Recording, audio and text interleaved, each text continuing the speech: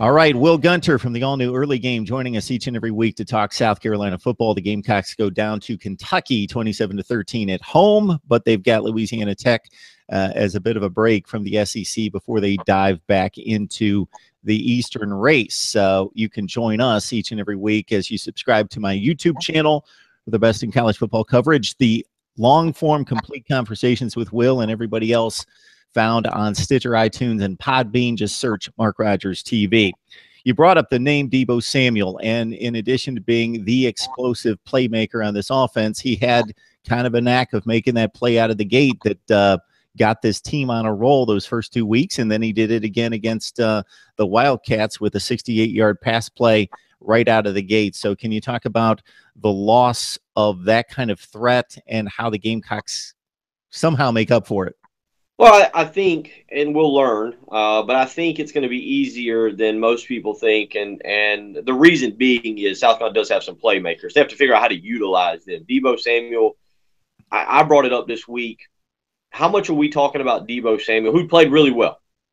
Not to take anything away from Deebo Samuel, but how much would we talk about Deebo Samuel if he does not return the 2 kickoffs against Missouri and against NC State? And the reason I say that is I don't know how many kickoff return opportunities he was going to get moving forward. That was probably something that was going to be eliminated.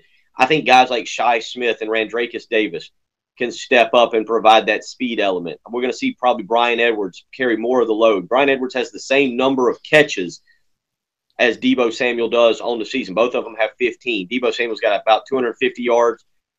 Brian Edwards has about 160, I think. There's not a massive difference in their yardage, given that Deebo had the 2 big catches, the 49-yarder and the 68-yarder last week. So, I think you've got the guys there. Hayden Hurst is another guy. I think you can actually offset Deebo Samuel a little bit, but somebody's got to step up and do it. It's one thing for me and you to sit here and discuss it, and for me to say, yeah, you got Shi Smith and you got Dreek Davis and you got this guy, you got that guy.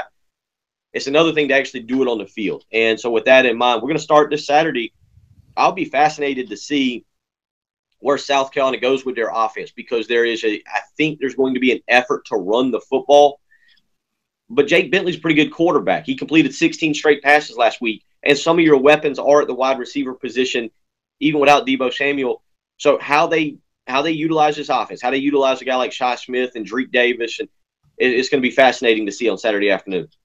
And, Will, I became a Brian Edwards fan that first night at Vandy when the offense was stalemated his freshman year, and he caught a couple big passes down the field to get it jump-started en route to a last-second field goal for a win there against the Commodores.